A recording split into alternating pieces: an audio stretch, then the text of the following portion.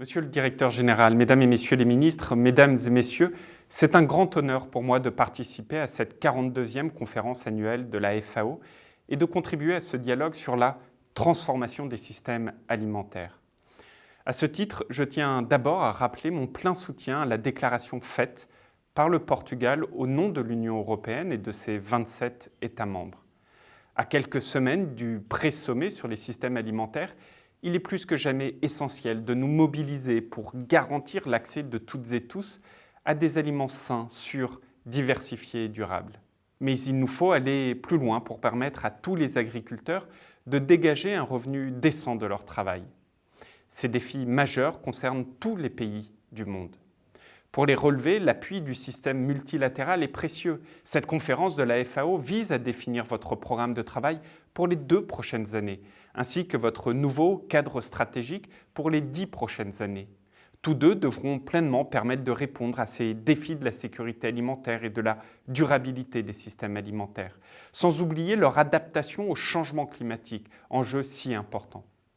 Par ailleurs, le Comité de la sécurité alimentaire mondiale, le CSA, a récemment adopté des directives volontaires sur les systèmes alimentaires et sur la nutrition.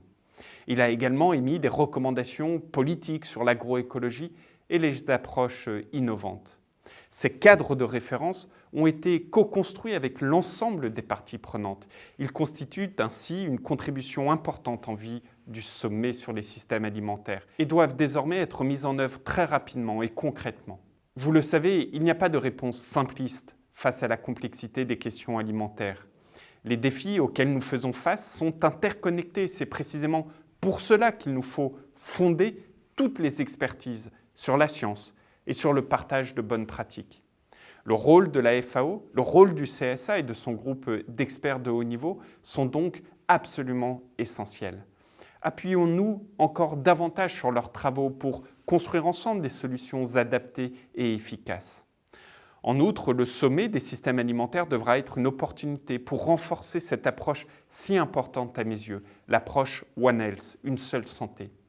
La crise de la Covid-19 que nous vivons nous montre chaque jour combien notre santé est interdépendante de la santé animale, mais également végétale et environnementale. En la matière, le renforcement de la coopération entre la FAO, l'OMS, l'OIO et le PNUE est indispensable.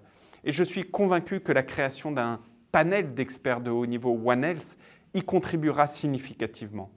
À ce sujet, je souhaite également remercier le directeur général de la FAO pour son soutien exprimé à l'initiative Présode.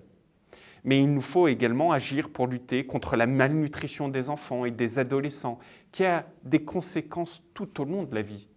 C'est pourquoi la France est entièrement mobilisée en lien avec le Programme alimentaire mondial et d'autres pays pour lancer une coalition à destination des cantines scolaires. Passer de la stratégie à l'action, cela nécessite des politiques fortes à l'échelle de chacun de nos pays. Et en la matière, vous le voyez, la mobilisation de la France est totale. Nous sommes engagés particulièrement dans les différentes transitions, la transition nutritionnelle, la transition agroécologique depuis plusieurs années sur notre territoire national, avec par exemple la mise en place d'une stratégie ambitieuse en faveur du développement de la production de protéines végétales. Mais notre pays s'engage également au niveau international, avec par exemple son soutien à l'initiative de la Grande Muraille Verte au Sahel. Passer de la stratégie à l'action, c'est aussi privilégier un dialogue constant entre toutes les parties prenantes. C'est ce à quoi nous nous sommes employés en organisant par exemple en France des états généraux de l'alimentation dès 2017 et en assurant le suivi de cette feuille de route alors établie qui aujourd'hui est un axe fort de notre politique. Mais la France est également engagée dans un dialogue permanent avec ses partenaires européens, évidemment, pour la mise en œuvre, par exemple, du pacte vert et de sa déclinaison agricole, la stratégie de la ferme à la table. La transition agroécologique sera également au cœur de la future politique agricole commune et de son application partout en Europe.